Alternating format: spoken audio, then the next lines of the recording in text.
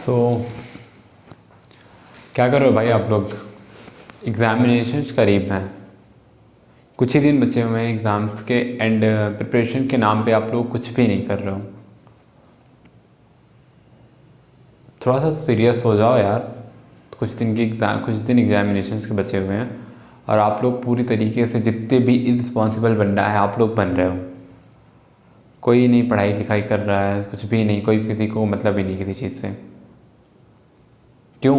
ऐसा क्यों भैया? पढ़ाई वढ़ाई नहीं करनी, घर वालों का पैसा बर्बाद करना है।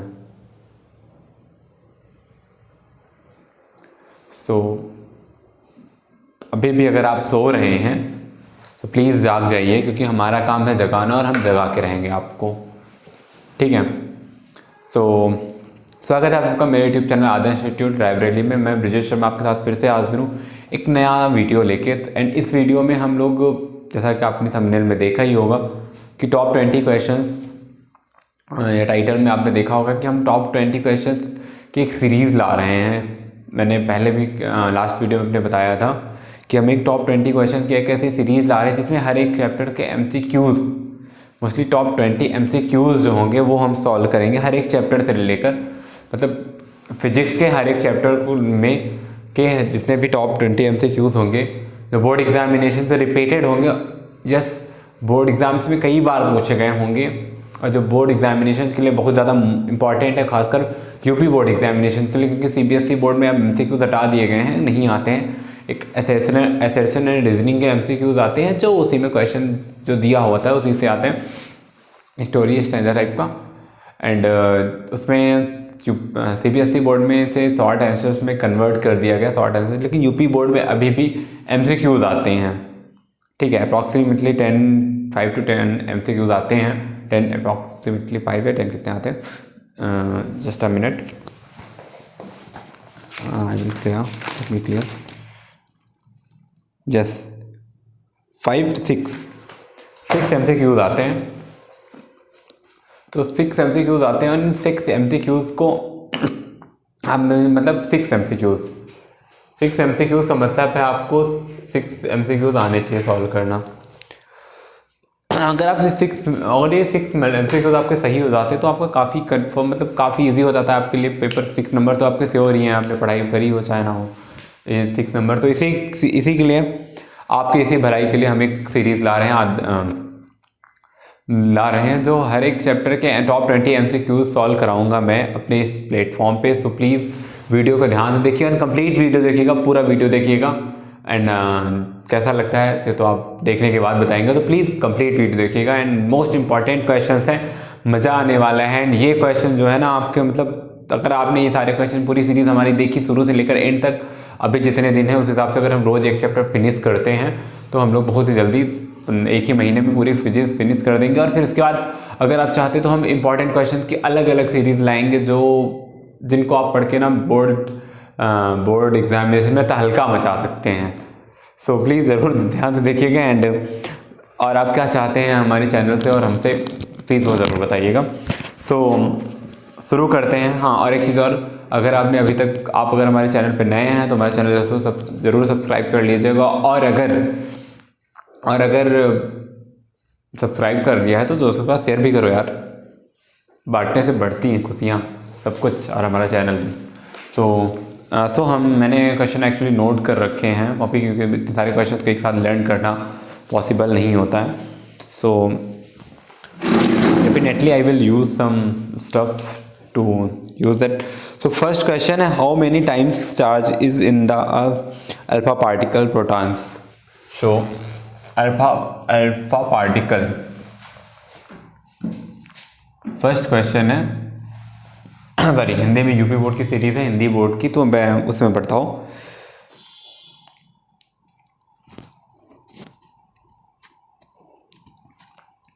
कि क्वेश्चन है आपका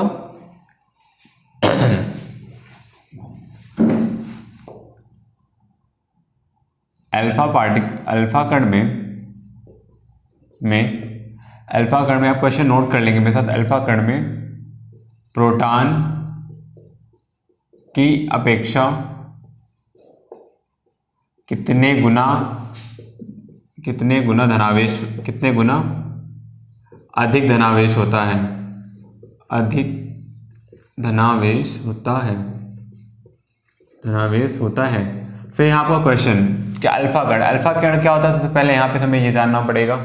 एग्जाम्पल्स है, मान लेते हैं इसमें MCQ जो दिए हुए हैं 4 टाइम्स, सेकेंड है 3 टाइम्स 3, थर्ड है आपका 2 और फोर्थ है 1 टाइम्स। सो हमें बताया अल्फा कण में प्रोटॉन की अपेक्षा कितने गुना अधिक धनावेश होता है, कितने टाइम्स अधिक धनावेश होता है। सबसे पहले हम देखेंगे अल्फा कण में क्या होता है। अल्फा कण होता क्या है, पहले तो ये होता है हीलियम का नाभिक, न्यूक्लियस ऑफ हीलियम। अब इसमें क्या होता है, अब यहाँ पे देखें तो ये आपका होता है प्रोटॉनों की संख्या या फिर इलेक्ट्रॉनों की संख्या, ठीक है। और ये क्या होता है आपका, इसमें प्रोटॉनों की संख्या प्लस न्यूट्रॉनों की संख्या, ठीक है। मीन्स हमारे पास प्रोटॉन कितने हैं, अल्फा कण में प्रोटॉन कितने हैं, अल्फा कण में प्रोटॉन कितने हैं, 2 हैं। और हीलियम में कितना होता है, 1 होता है, या फिर एक प्रोटॉन में 1। तो अल्फा कण में 2 प्रोटॉन है, तो आवेश अल्फा कण में कितना होगा। अगर मान लेते हैं एक प्रोटॉन पे आवेश होता है 1.6 × 10⁻⁻19 कूलम प्लस का, वो भी तो 2 पे कितना होगा 2 × 1.6 × 10⁻⁻19। मतलब जब दो प्रोटॉन ज़्यादा तो ऑब्वियसली 2 टाइम्स ज़्यादा होगा। तो इसका ऑप्शन कौन सा होगा, सी। इसका कौन सा ऑप्शन सही होगा, सी होगा। नेक्स्ट क्वेश्चन जो मोस्ट इंपॉर्टेंट क्वेश्चन है, अभी से आप नोट कर लो, मतलब ये तो ऑब्वियसली फाड़ा हुआ, मतलब कई बार आया हुआ क्वेश्चन, एकदम आग लगाने वाला क्वेश्चन जो बोर्ड एग्जाम के लिए कहते हैं कि एक जो भी है रिवॉल्यूशनरी टाइप का। So what will be the sorry कई बार क्वेश्चन आया हुआ है, यदि किसी वैद्युत द्विध्रुव को एक समान यदि एक वैद्युत द्विध्रुव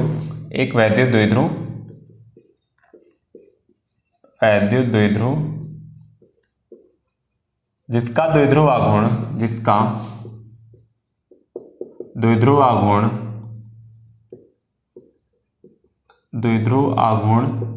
वेक्टर p स्मॉल p है को वेक्टर E वैद्युत क्षेत्र में रखा गया है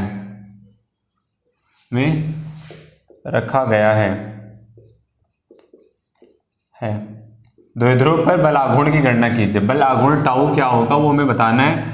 ऑप्शन दिए हुए हैं E cross P, second option दिया हुआ है P cross small e dot small e, third option है आपका P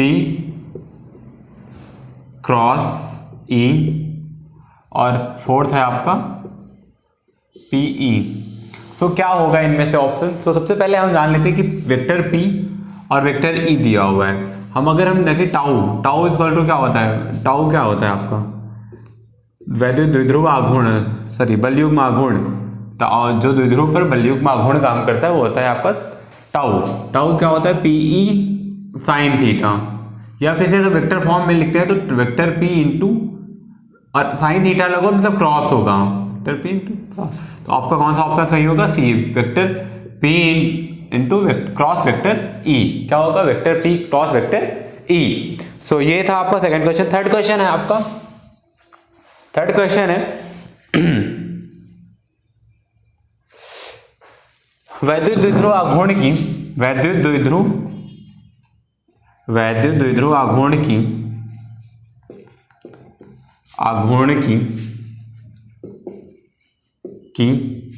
का मात्रक है। ये भी बोर्ड एग्जाम में कई बार क्वेश्चन आया हुआ है। इनमें पहला दिया हुआ है, मान लेते हैं आपका joule per second, joule per metre.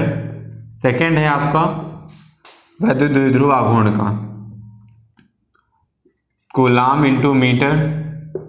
Third दिया हुआ है न्यूटन पर कूलाम और फोर्थ दिया हुआ है नहीं कोई मात्रक ही नहीं होता, मान लेते हैं कोई मात्रक नहीं होता, दे गया। तो इनमें से कौन सा ऑप्शन देगा भाई, जूल पर मीटर तो बिल्कुल सही नहीं होगा। कूलाम इंटू मीटर, तो आप पहले देखेंगे द्विध्रुव आघूर्ण होता है क्या, P इक्वल टू होता है क्या 2QL, मतलब Q क्या है, चार्ज C और L लेंथ मीटर, तो क्या होगा कूलाम इंटू मीटर। तो ये ऑप्शन आपका सही होगा, कूलाम इंटू मीटर। बाकी ये भी गलत है और ये भी गलत है। न्यूटन पर कूलाम क्या होता है, ई का मात्रक। वैद्युत क्षेत्र की तीव्रता कैपिटल ई का मात्रक होता है। ओके, तो ये था 3 क्वेश्चन अभी हम लोगों ने किए हैं। इसके बाद नेक्स्ट क्वेश्चन है आपका, नेक्स्ट क्वेश्चन है कि what is the unit of the intensity of electric field.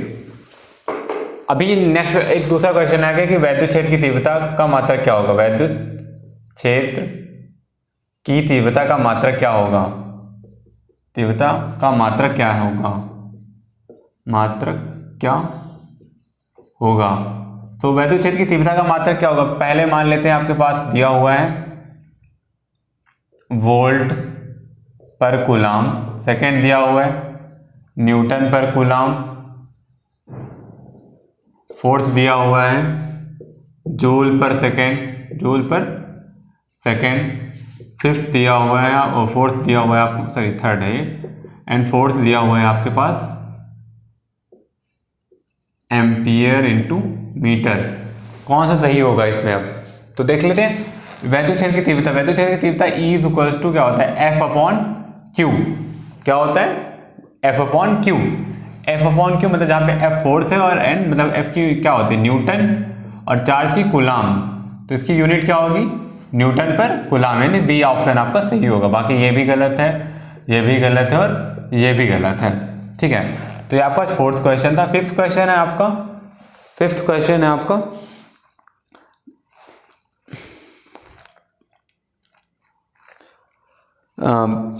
Fifth question है परावैद्युतांक। यस, निर्वात की वैद्युतशीलता, सॉरी यस, निर्वात की वैद्युतशीलता का मात्रक है, निर्वात की वैद्युतशीलता, निर्वात की वैद्युतशीलता की वैद्युतशीलता, वैद्युतशीलता, निर्वात की वैद्युतशीलता क्या होती है, एप्सिलॉन 0 का मात्रक है। एप्सिलॉन 0 का मात्रक क्या होता है, तो सबसे पहले हम एप्सिलॉन 0 हम इसमें एग्जाम्पल, मैं इसका डायरेक्टली बताता हूँ, आप कोई भी ऑप्शन जो आए उस तो 1/4 बाई एप्सिलॉन 0 इक्वल्स टू होता है 9 × 10⁹। आपने ये लर्न किया होगा, न्यूटन इंटू मीटर स्क्वायर पर कूलाम स्क्वायर,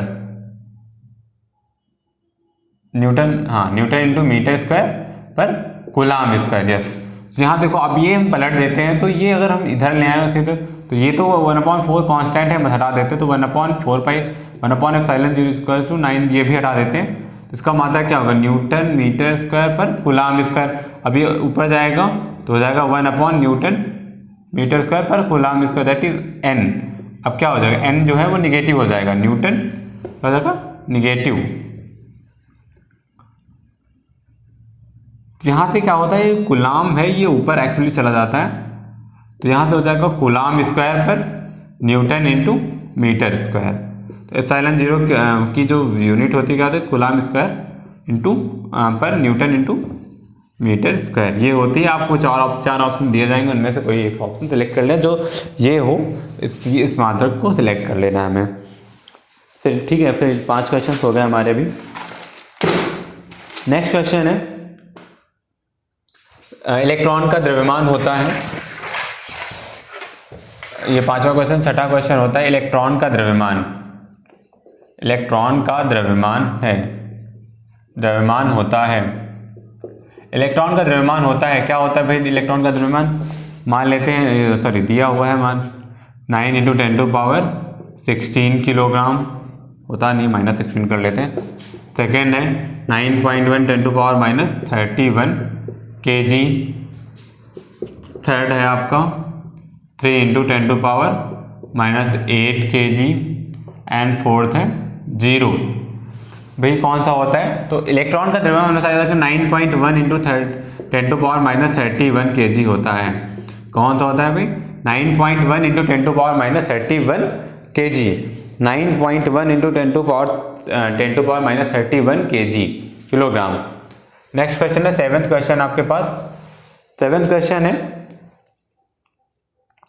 निम्न में से वैद्युत क्षेत्र की तीव्रता का नहीं है, तो मैंने अभी वैद्युत क्षेत्र की तीव्रता बताई, निम्न में से वैद्युत क्षेत्र की तीव्रता का मात्रक नहीं है, तो मान लेते हैं निम्न से वैद्युत क्षेत्र की तीव्रता का मात्रक नहीं है, ये भी मोस्ट इंपॉर्टेंट, तीव्रता का मात्रक नहीं है।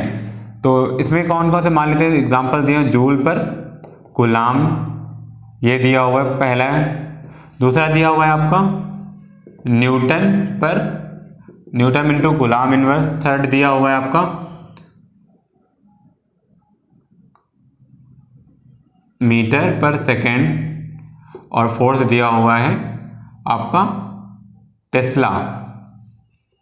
तो टेस्ला जो है वो मैग्नेटिक फील्ड का होता है, इलेक्ट्रिक फील्ड का नहीं, तो ये भी गलत हो गया।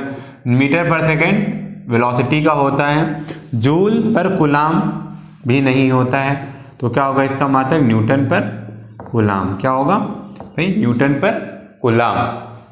ये क्या होता है अभी हम बताएंगे किसका मात्रक होता है, पहले ये होता है वोल्ट का मात्रक, या इलेक्ट्रिक पोटेंशियल डिफरेंस का मात्रक होता है, इलेक्ट्रिक पोटेंशियल का मात्रक क्या होता है, वैद्युत विभव का मात्रक होता है। ठीक है, नेक्स्ट क्वेश्चन आपका हम लेते हैं, तो आपके 7 कितने क्वेश्चन हो गए, 7 क्वेश्चन बताया गया है कि 8th क्वेश्चन है, दो समान एवं व विपरीत आवेश जिनका परिमाण 0.02 कूलाम, इनका परिमाण 4 कूलाम है, कॉमा जिनका परिमाण 2 कूलाम है, इनका परिमाण 2 कूलाम है, एक दूसरे से 0.02 मीटर की दूरी पर रखे हुए हैं। ठीक है, देखो R कितनी दी हुई है 0.02 मीटर, और Q कितना है या L मान लेते हैं यहाँ पे, और रखे दूरी पे कितने दूर रखे हुए हैं, तो L नहीं है 2L होता है एक्चुअली, जो पूरी डिस्टेंस होती है 2L, और Q कितना है 2 कूलाम। तो यहाँ पे P इक्वल टू में फाइंड आउट करना 2QL होता है, तो 2Q की वैल्यू यहाँ से Q इंटू 2L भी लिख सकते हैं इसे, Q की वैल्यू दी हुई है 2 इंटू 0.02 2L की वैल्यू, तो 0.04 हो जाएगा, और इसका मात्रक क्या होता है अभी मैंने लिखवाया था, coulomb into metre, capital C और small m, coulomb into metre. तो P इक्वल टू वैद्युत द्विध्रुव कितना हो जाएगा 0.4 coulomb into metre. Next question है 10 क्वेश्चन नंबर 10। क्वेश्चन नंबर 10 है,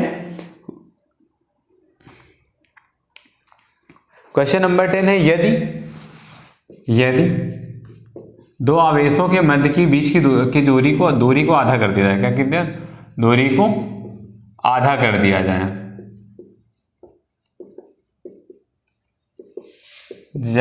एवं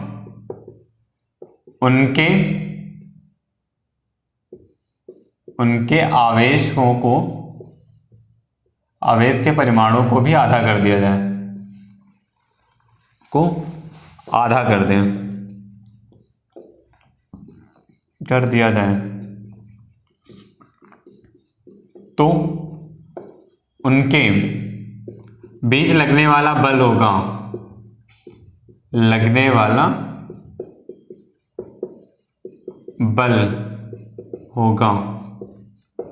अगर एक दो आवेश है उनके बीच की दूरी को आधा कर दिया जाए और उनके आवेश के परिमाण को भी आधा कर दिया जाए, या तक दोनों चीज को क्या कर रहे हैं, आधा कर रहे हैं। तो हमें पता है, मान लेते हैं पहले फोर्स कितना था 1/4πε0 Q, और मान लेते हैं Q1 Q2 by R square, ये इक्वेशन फर्स्ट था जहाँ पे हमने लेट कर ली R डिस्टेंस है। नेक्स्ट में क्या कर दिया जाएगा 1/4πε0 तो कांस्टेंट है वही रहता है। अब ये है भाई कूलॉम्स लॉ से, भाई कूलॉम्स लॉ, कूलॉम के नियम से। ठीक है। Q1 Q2 मतलब Q1/2 कर दिया गया और Q2 को भी आधा कर दिया गया, यानी Q2/2 कर दिया गया। R को आधा किया गया मतलब R/2 का whole of square, that is 1/4 pi epsilon 0 Q1 into Q2/4 upon R²/4। 4 से 4 कैंसिल आउट, मतलब कोई प्रभाव नहीं पड़ रहा। तो क्या होगा इसमें, ऑप्शन जो होंगे चार ऑप्शन दिए होंगे, बल आधा हो जाएगा, दूसरा दिया होगा 2 गुना हो जाएगा, थर्ड होगा कोई प्रभाव नहीं पड़ेगा, और चौथा होगा 0 हो जाएगा। तो आपको क्या लिखना है, कोई प्रभाव नहीं पड़ेगा, मतलब बल जो है वो सेम रहेगा, कांस्टेंट रहेगा, रिमेन कांस्टेंट रहेगा, मतलब जैसा है वैसा ही रहेगा, बल में कोई परिवर्तन नहीं होगा। अगर बल पहले अगर 4 न्यूटन का काम करता था तो बाद में भी 4 न्यूटन का ही बल उनके बीच का काम करेगा। ओके, सो 10 क्वेश्चन हो चुके हैं हमारे 9। नेक्स्ट क्वेश्चन हमारे पास कि किसी वैद्युत द्विध्रुव के कारण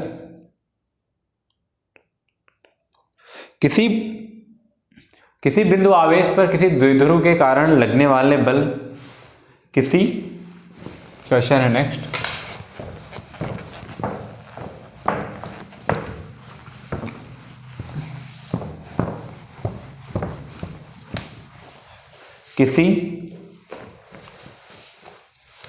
क्वेश्चन है किसी द्विध्रुव के कारण किसी बिंदु आवेश पर लगने वाला बल, किसी बिंदु आवेश पर लगने वाला बल, बिंदु आवेश पर, आप जब मैं बोल रहा हूँ क्वेश्चन आप नोट कर सकते हो, आवेश पर लगने वाला बल, पर लगने वाला बल। अब समझ लेते हैं, होगा number 1 F proportional to 1/r², second F proportional to 1/r⁴, third होगा आपका F proportional to 1/r, and fourth होगा F प्रोपोर्शनल टू 1/r³। अब बात करते हैं, देखो दो, एक वैद्युत द्विध्रुव है, प्लस q मान लेते हैं, और ये माइनस q, उसके पास एक कहीं पे q चार्ज रखा हुआ। तो हमने पढ़ा है कि एक बिंदु पर आवेश हमें फाइंड आउट करना होता है, तो वैद्युत तीव्रता अगर फाइंड आउट करें इस बिंदु पर तो वो होती है, या फिर वैद्युत द्विध्रुव अगर वैद्युत इलेक्ट्रिक पोटेंशियल फाइंड आउट करें तो 1/4 पाई एप्सिलॉन 0 Q/r³ से वैल्यू से आती है वैल्यू, या फिर यहाँ से अगर हम फाइंड आउट करें तो 2p/r³ अगर अक्षीय स्थिति या निरक्षीय स्थिति में हम फाइंड आउट करें तो देखो r³ आता है हमेशा 1/4 pi epsilon 0 E equal to क्या आता है, और F इक्वल टू क्या होता है भाई, E इंटू क्यू। तो यहाँ पे Q से मल्टीप्लीकेशन करा देंगे, सॉरी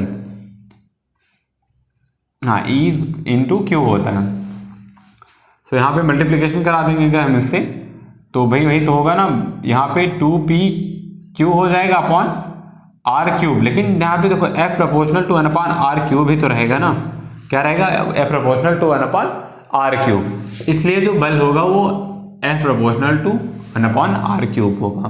क्या होगा भाई, F प्रोपोर्शनल टू 1/r³ होगा।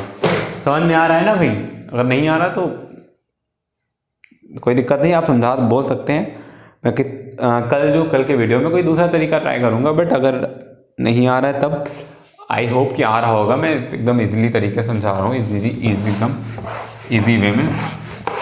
टाइम चाहे जितना लो भाई, लेकिन बढ़िया क्लास चलनी चाहिए, एकदम मज़ेदार, और आपको बेनिफिट मिलना चाहिए। अगर मैं टाइम पर बात करता हूँ अपना, रात में 2 बजे तक 12-1 बजे तक मैं वीडियो रिकॉर्ड करता हूँ, तो प्लीज़ आपको उसका बेनिफिट मिलना चाहिए, आपको कुछ ना कुछ उसका बेनिफिट मिलना चाहिए, वरना मेरे रात तक जागने कर वीडियो रिकॉर्ड करने से कोई फ़ायदा नहीं है। इतना सारा टाइम, इतना सारा पैसा, इतना सारा सब कुछ वेस्ट करने से कोई फ़ायदा नहीं है। सो आपको इसका बेनिफिट मिलना चाहिए, एंड आई होप आप इसका बेनिफिट ले रहे होंगे। सो आई थिंक कि आज के लिए 10 ही क्वेश्चंस रखते हैं, है तो 20 क्वेश्चन की सीरीज़, इसमें और बाकी जो क्वेश्चन मुझे लगेंगे इंपॉर्टेंट वो कल की सीरीज़ में दिखा देंगे। कल की सीरीज में ला जाए, एक छोटी सा पहला वीडियो है, और सीरीज़ देखते हैं, आपका देखते रिस्पांस कैसा है आज के सीरीज़ को लेकर आपका रिस्पांस कैसा रहता है, और जैसे आपका रिस्पांस अच्छा रहा, अगर आप ये वीडियो हमारा अच्छे से रन किया एंड आप लोगों ने अच्छे से इस वीडियो को सपोर्ट किया, एंड अपने उन दोस्तों के साथ जिनको इसकी ज़रूरत है उसके साथ शेयर किया। तो मैं डेफिनेटली कल से मैं इस सीरीज़ को और कंटिन्यू रखूँगा।